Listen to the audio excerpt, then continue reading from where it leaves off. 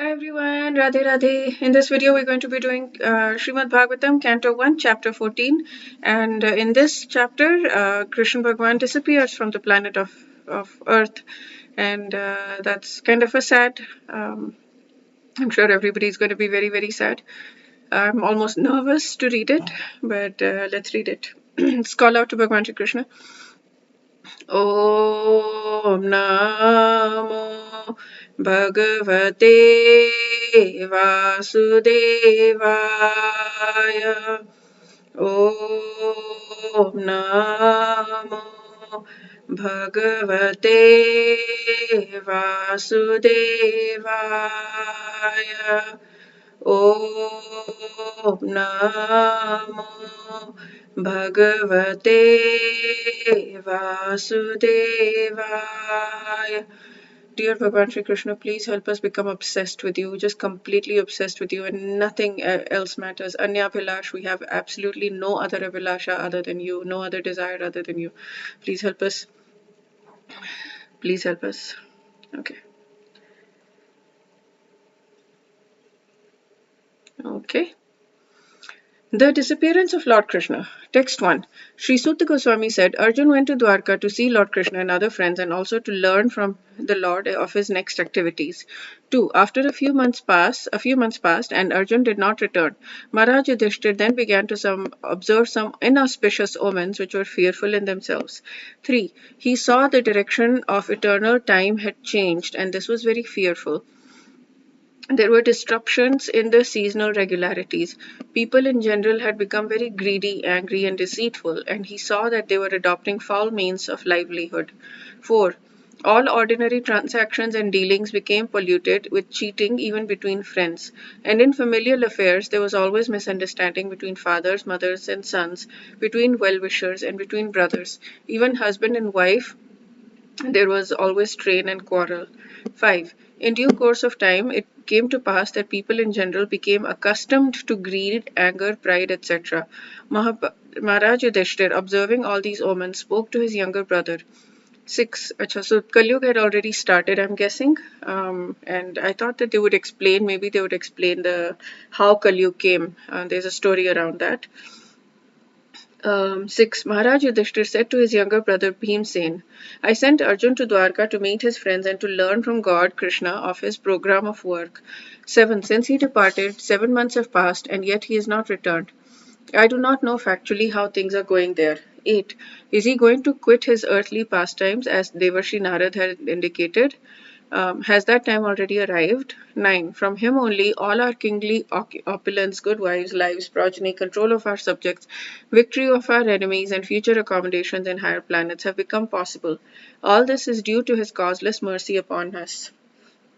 So I wonder how long this has been since the Mahabharat war ended. Like how long was this thing before the Kalyug sign started?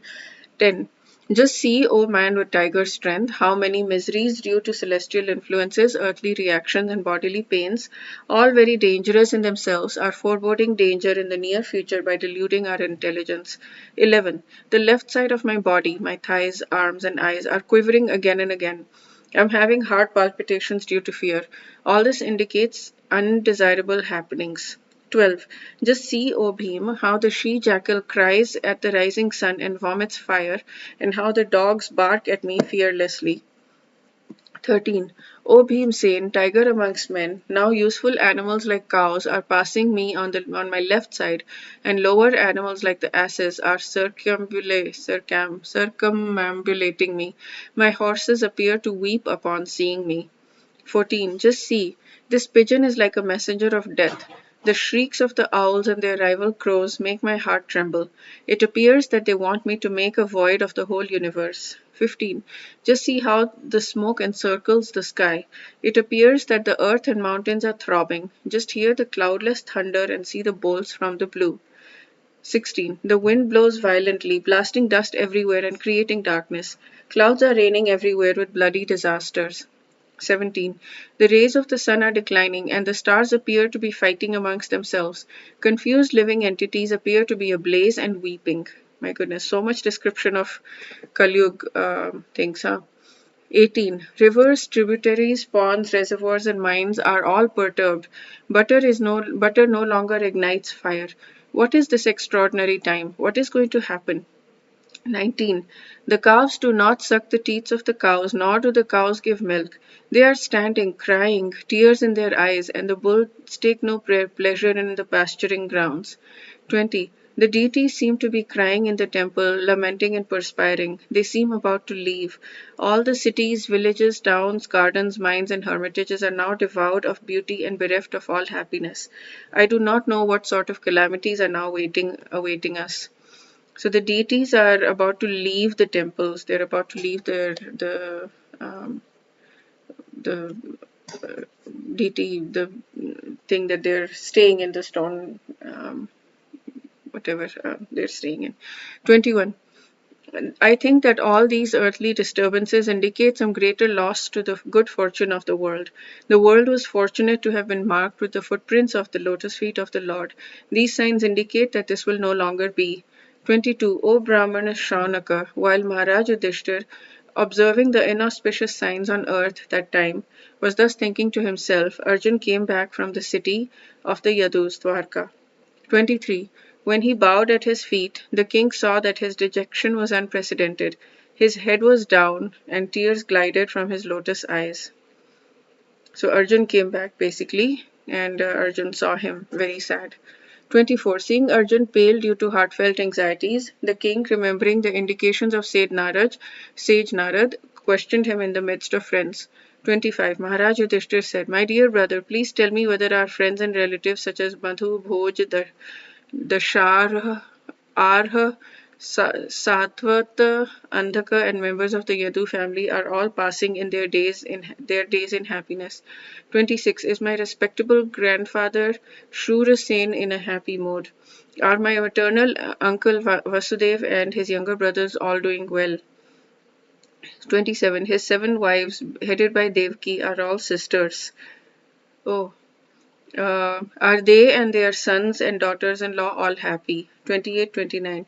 Are Ugrasen, whose son was the mischievous Kamsa, and his younger brother still living? Are Hridika and his son Kritavarma happy? Are Akrur, Jayanta, Gada, Saran, Satrujit all happy? How is Balram, the personality of Godhead and the protector of devotees? 30. How is Pradyumna, the great general of the Vrishni family? Is he happy? And is Aniruddha, the planetary expansion of the personality of Godhead, faring well?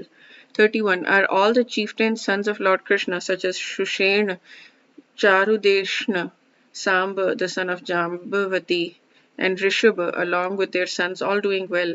32 and 33. Also, Shrutadeva, Uddhava, and others, Nanda, Sunanda, and other leaders of liberated souls who are constant companions of the Lord, are protected by Lord Balram and Krishna. Are they doing well in their respective functions? Do they, who are eternally bound in friendship with us, remember our welfare?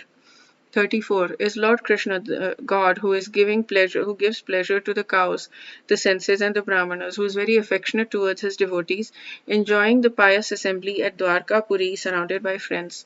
35, 36. The original God, the enjoyer, and Balram, the primeval Lord Ananta, are staying in the ocean of the Yadu dynasty for the welfare, protection, and general progress of entire universe. Are the members of Yadu dynasty being protected by the arms of the Lord who are being protected? Are they enjoying life like the residents of the spiritual sky? 37. Simply by administering comforts at the lotus feet of the Lord, which is the most important of all services, the queens at Dwarka, headed by Satyabhama, I thought Rukmini, induced the Lord to conquer the demigods. Thus the queens enjoy things which are prerogatives of the wives of the controller of thunderbolts. 38. The great heroes of the Yadu dynasty, being protected by the arms of Lord Shri Krishna, always remain fearless in every respect, and therefore their feet trample over the Sudharma assembly house, which the best demigods deserved, but was taken away from them. 39. My brother Arjun, please tell me whether your health is all right. You appear to have lost your bodily luster. Is this due to others disrespecting and neglecting you because of your long stay at Dwarka? 40. Has someone addressed you with unfriendly words or threatened you? Could you not give charity to one who asked, or could you not keep your promise to someone?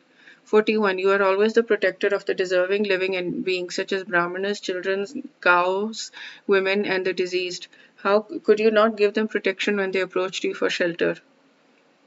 42. Um, have you contacted a woman of impeachable character, or have you not properly treated a deserving woman? Have you been defeated on the way by someone who's inferior or equal to you? 43. Have you not taken care of old men and boys who deserve to dine with you? Have you left them and taken your meals alone? Have you committed some unpardonable mistake which is considered to be abominable? 44. Or is it that you're feeling empty for all time because you might have lost your most intimate friend, Lord Krishna? Oh, brother Arjun, I can think of no other reason for you becoming so dejected. So he's just asking, this is all about Maharaj Yudhishthir. So the disappearance of Lord Krishna right now is in the heart of Maharaj Yudhishthir. It's not been given that of what has happened, that he's disappeared or not. Okay, so that's it for this verse. We'll do Canto 1, Chapter 15 in the next video. Wish you all a very beautiful day filled with lots of spiritual growth. Radhe Radhe.